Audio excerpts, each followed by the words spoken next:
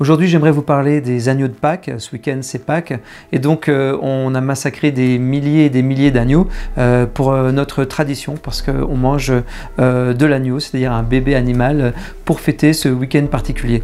J'aimerais rappeler que l'agneau, c'est un bébé, c'est un animal qui est issu donc de la brebis, qui met à peu près 5 mois de gestation pour qu'il arrive au monde. Et ce bébé, au bout de 2 mois, 3 mois, 4 mois, est envoyé à l'abattoir pour qu'on le mange. Alors que bon, c'est cet animal qui symbolise l'innocence, la joie de vivre, la candeur, a envie de vivre comme tout le monde et n'a pas envie de se retrouver avec la carotide tranchée dans un abattoir, alors que même pendant ces dernières heures, il continue de téter la main de celui qui va le tuer. Et à ce propos, j'aimerais attirer votre attention sur quelque chose qui me dérange, qui me fait très très mal au cœur. C'est ce décalage qu'on a entre l'amour pour les animaux et ce qu'on en fait dans nos assiettes. Vous savez, les fermes pédagogiques ou tous ces endroits où on peut retrouver les animaux et les bébés pour les cajoler et jouer avec. Quand un adulte emmène un enfant de 3 à 4 ans jouer avec un agneau par exemple, on est tous très contents, ce triangle magique, on est content de voir qu'on peut transmettre nos valeurs de bienveillance, de joie, d'attention, hein. On caresse l'agneau, on dit au bébé, à notre enfant, de caresser le bébé d'une autre espèce, de faire des câlins, de jouer avec, certainement pas de lui couper la gorge avec un couteau. On essaie de transmettre des valeurs de non-violence, de paix, etc.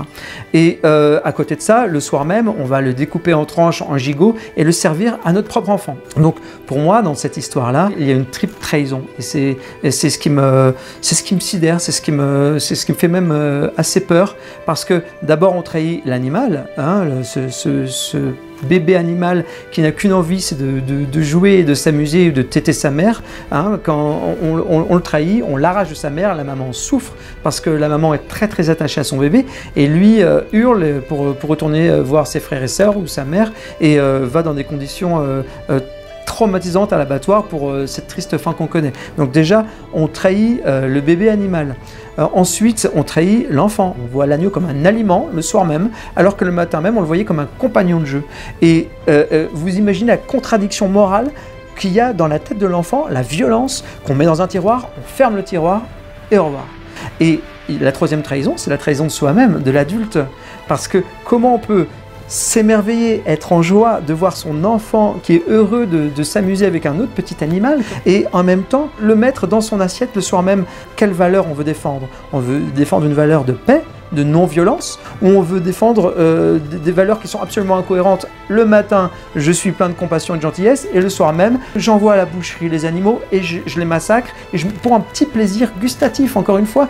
Donc vous imaginez les conséquences de ce petit plaisir sur tous ces pauvres animaux qui n'ont rien demandé, qui veulent juste une chose, comme nous, c'est vivre. S'il vous plaît, ce week-end de Pâques, si vous pouvez éviter de manger des agneaux et de la viande, c'est autant de vies sauvées, c'est autant de messages envoyés à l'industrie de la viande. Préférez des lapins au chocolat vegan, faites la fête de cette tradition si vous aimez cette tradition, mais il n'y a pas de petits gestes, sauvez les animaux, épargnons-les et arrêtons de les massacrer. Donc voilà, à très bientôt ici ou ailleurs, je vous embrasse, ciao!